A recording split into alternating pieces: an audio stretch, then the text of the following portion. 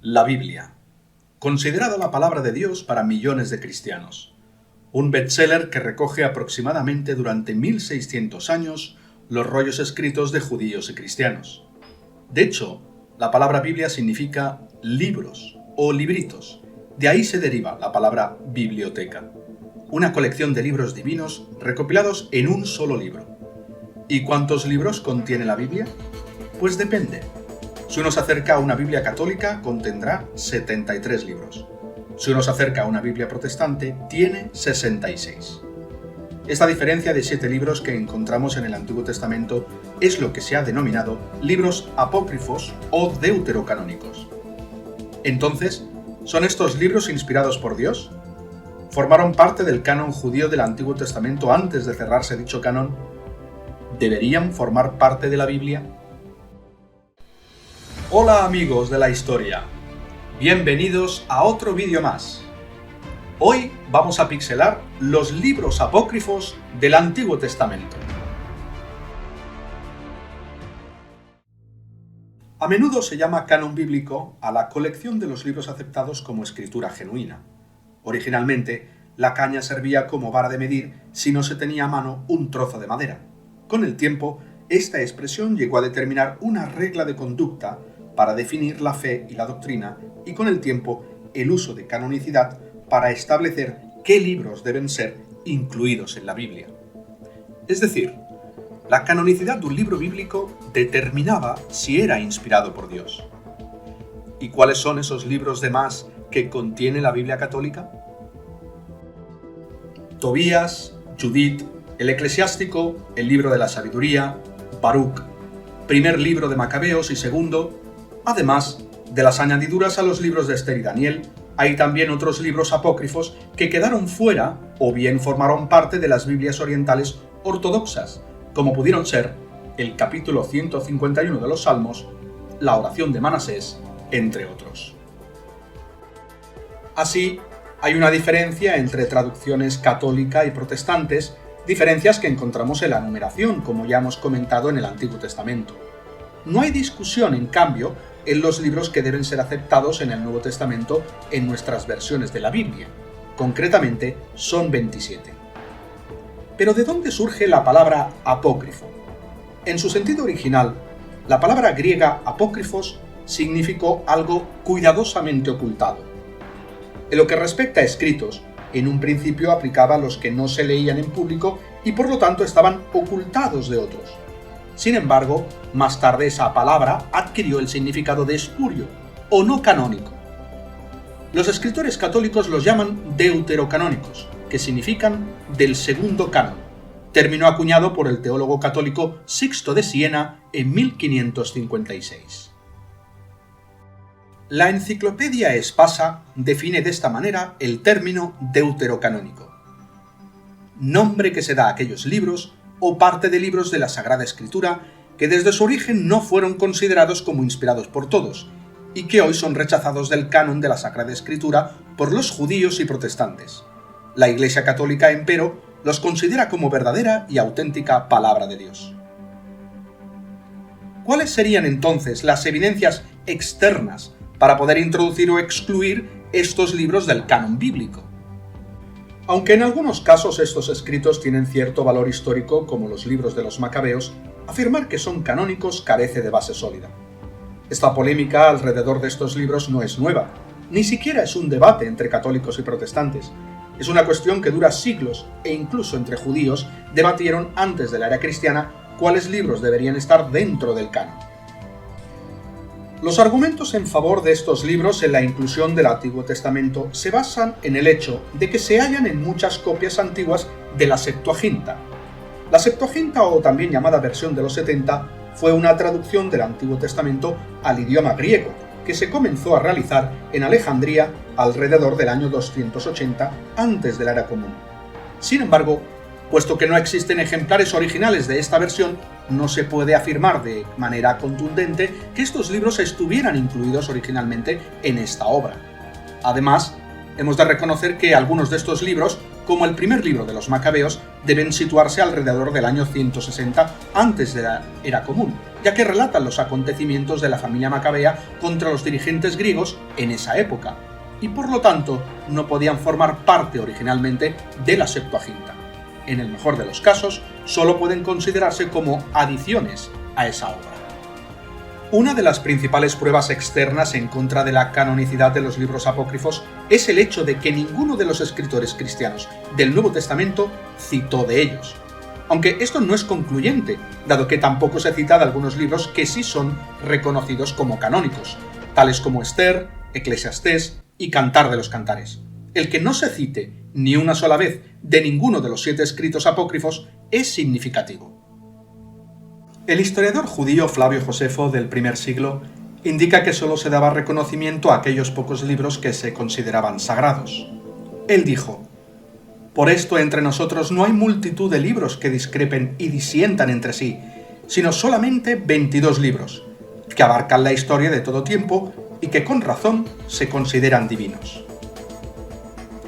Josefo sabía de la existencia de estos libros apócrifos y su exclusión del canon hebreo al decir: «Además, desde el imperio de Artajerjes hasta nuestra época, todos los sucesos se han puesto por escrito, pero no merecen tanta autoridad y fe como los libros mencionados anteriormente, pues ya no hubo una sucesión exacta de profetas».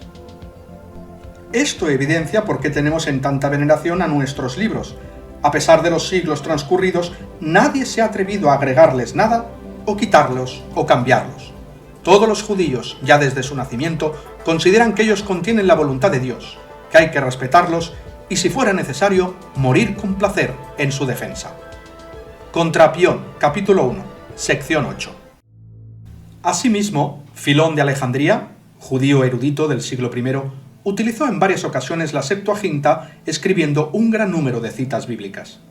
La mayor parte de sus citas provienen del Pentateuco, los 5 primeros libros de la Biblia, así como Josué, Jueces, Samuel, Reyes, Isaías, Jeremías, los profetas Oseas y Zacarías, los Salmos, Job, Proverbios, Crónicas, Esdras y Nehemías. Se cuentan aproximadamente 1000 citas del Antiguo Testamento, lo cual da una idea de la intensidad del empleo de estos textos por parte suya. Filón, contemporáneo de Jesús de Nazaret, jamás cita ninguno de los libros deuterocanónicos. Algunos estudiosos pudiesen señalar al concilio de Jabnia o Jafne alrededor del año 90 como un intento de alcanzar entre judíos un acuerdo entre qué libros deberían pertenecer al canon hebreo. Aunque en Jabnia no hubo un concilio propiamente dicho, en dicha asamblea o reunión se había definido y cerrado el canon o composición de la Biblia hebrea. La existencia de esta asamblea fue propuesta por primera vez por Heinrich Draech en 1871 y su teoría gozó de popularidad durante buena parte del siglo XX.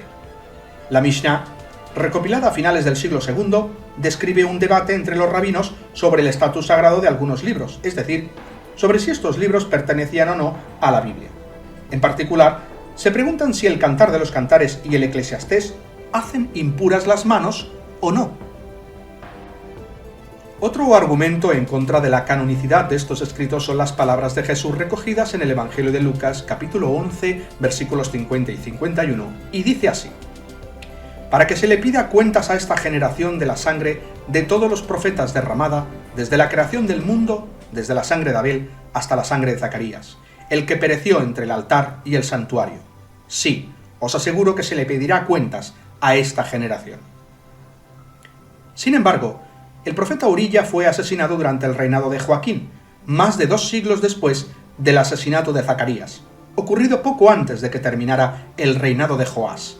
De modo que, si Jesús quería referirse a la lista completa de mártires, ¿por qué no dijo desde Abel hasta Urilla? Sin duda porque el relato de Zacarías se encuentra en 2 de Crónicas 24, 20 y 21, es decir, al final del canon hebreo tradicional. Así pues, la declaración de Jesús abarcó a todos los profetas asesinados referidos en el Antiguo Testamento, desde Abel, mencionado en el primer libro, Génesis, hasta Zacarías, citado en el último libro, las Crónicas, lo que a modo de ilustración sería como decir hoy desde Génesis hasta Apocalipsis. Algunos concilios de la Iglesia Católica realizados en la Odisea en el año 367, y Calcedonia, año 451, reconocieron, aunque no fijaron, el canon bíblico que se había autorizado. Y los padres de la Iglesia también demostraron estar casi totalmente de acuerdo en su aceptación del canon judío fijado y su rechazo de los libros apócrifos. Algunos de ellos fueron Melitón, obispo de Sardis; Orígenes, erudito bíblico; Hilario, obispo de Poitiers; Epifanio, obispo de Constancia; Atanasio, Cirilo de Jerusalén; Gregorio Nacianceno, Anfíloco, Rufino de Aquilea. Todos estos del siglo IV prepararon catálogos de los escritos sagrados según el canon hebreo, en los que ignoraron los escritos apócrifos o los colocaron en una categoría secundaria. Jerónimo, considerado el mejor hebraísta de la Iglesia primitiva y traductor de la Vulgata latina, adoptó una postura clara en contra de esos libros, y fue el primero en usar explícitamente la palabra apócrifo, en el sentido de no canónico, con referencia a ellos. En consecuencia, en su prólogo a los libros de Samuel y Reyes, Jerónimo menciona los libros inspirados del Antiguo Testamento según el canon hebreo, en el que los 39 libros están agrupados en 22, y entonces dice: así que hay 22 libros. Este prólogo de las Escrituras puede servir de advertencia al que se acerca a todos los libros que traducimos del hebreo al latín, para que sepamos que cualquiera que esté fuera de estos tiene que ser puesto entre los libros apócrifos. Al escribirle a una dama de nombre Leta sobre la educación de su hija, Jerónimo aconsejó: guárdese de todo linaje de apócrifos, y si alguna vez los quiere leer, no para buscar la verdad de los dogmas, sino para reverencia de los símbolos, sepa que no pertenecen a los autores cuyos nombres figuran a su cabeza y que llevan revuelto mucho elemento vicioso. No se requiere menuda prudencia para buscar oro entre el fango. Agustín de Hipona fue el primero en intentar incluir estos escritos en el canon bíblico, aunque más adelante reconoció que habían diferencias entre los libros del canon hebreo y esos libros ajenos. Sin embargo, la Iglesia Católica los incluyó en el canon del Concilio de Cartago en el año 397. Sin embargo, tendríamos que esperar hasta el Concilio de Trento, año 1545, para que se pudiera fijar definitivamente el catálogo de libros autorizados. John Wycliffe, sacerdote y erudito católico romano, elaboró en el siglo XIV la primera traducción al inglés de la Biblia, incluyendo los libros apócrifos en su obra, pero en el prólogo de esta traducción dijo que esos escritos carecían de autoridad conferida por la aceptación general. Incluso el principal teólogo de su tiempo, el cardenal dominico Cayetano, a quien el Papa Clemente VII llamó la lámpara de la Iglesia, también distinguió entre los libros del canon hebreo y las obras apócrifas, para lo que se apoyó en la autoridad de los escritos de Jerónimo.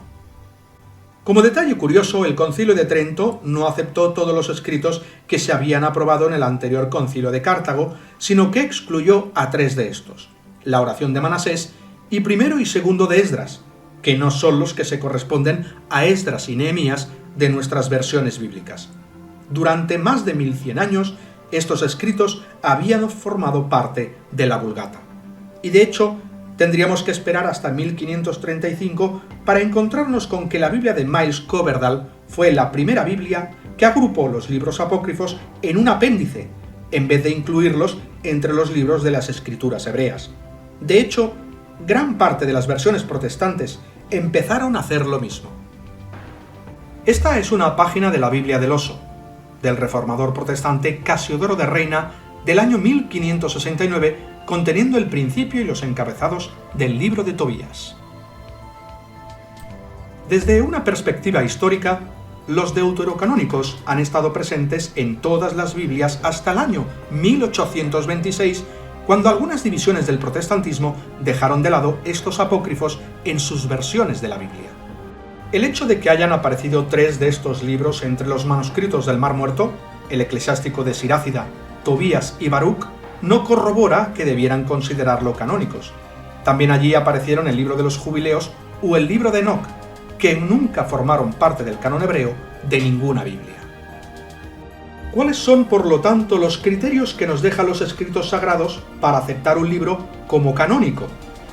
Pues su pertenencia histórica, su uso por parte de las comunidades cristianas primitivas, que sea coherente y concordante consigo mismo y con el resto de las Escrituras, que contengan elementos proféticos reales y comprobados, que el mismo libro afirme ser sagrado, y que los profetas o alguno de ellos lo hayan escrito.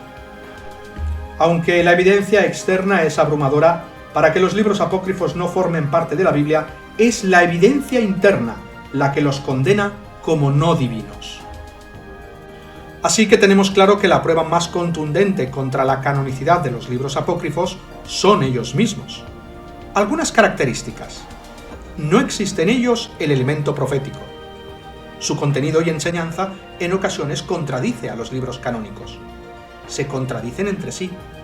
Abundan las inexactitudes históricas y geográficas. Hay anacronismos. En algunos casos, los escritores son culpables de falta de honradez al presentar falsamente sus obras como si fuesen de escritores inspirados de épocas anteriores. Están bajo la influencia griega. En ocasiones, recurren a un lenguaje extravagante y un género literario ajeno al estilo de las escrituras inspiradas. Dos de los escritores indican que no fueron inspirados. ¿Os gustaría examinar conmigo cada uno de estos libros? Pues esto lo veremos en el próximo vídeo.